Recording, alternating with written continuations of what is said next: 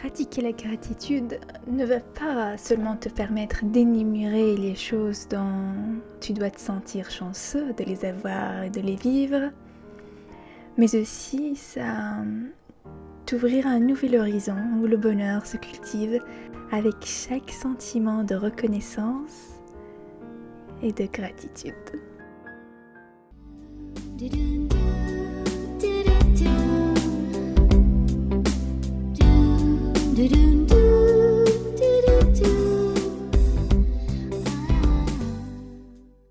Bonjour, je suis Sarah Naïm, la créatrice du blog petiteinspiration.com.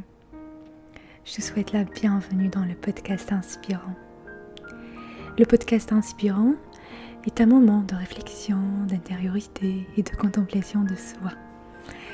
Je vais te proposer ici des graines et des germes.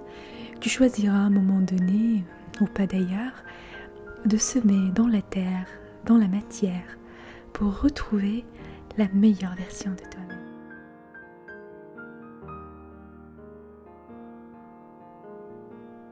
Aujourd'hui, je vais te parler de gratitude, cette sensation qu'on peut cultiver en se concentrant sur ce qu'on a déjà, au lieu de s'angoisser et de se frustrer pour ce qu'on n'en a pas. Et aujourd'hui, je vais te proposer des moyens pour cette pratique qui va changer ta vie. Avant de te livrer 4 outils pour pratiquer la gratitude, j'aimerais te parler d'une étude décrite sur Harvard Health Publication.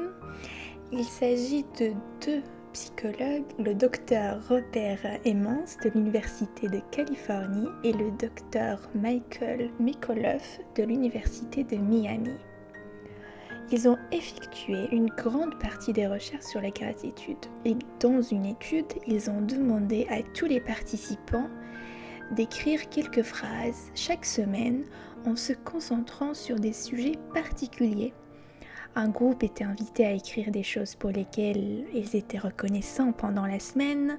Un deuxième groupe était invité à écrire sur les irritations quotidiennes ou les choses qui leur ont déplu. Et le troisième était invité à écrire sur les événements qui les ont touchés sans insister sur le caractère positif ou négatif. Après 10 semaines, ceux qui ont écrit sur la gratitude étaient plus optimistes et se sentaient mieux dans leur vie. Étonnamment, ils ont également fait plus d'exercices et ont eu moins de visites chez le médecin que ceux qui se concentraient sur les sources d'aggravation. Ce n'est pas beau ça? Maintenant, je vais te proposer des outils afin de pratiquer ta gratitude et te sentir mieux dans ta vie à ton tour. Alors le premier outil qui va peut-être te réconcilier avec l'écriture manuscrite ou encore la télépathie, il s'agit des lettres de remerciement.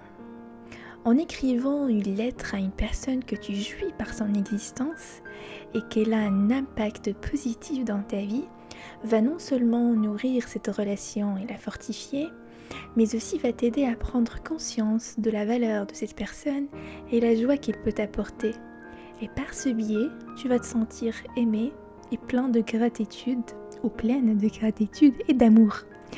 Ce message porteur de reconnaissance et de gratitude peut être parfaitement délivré par télépathie. Ah oui, alors réticente à l'idée ou pas, essaye, tu n'as rien à perdre, bien au contraire.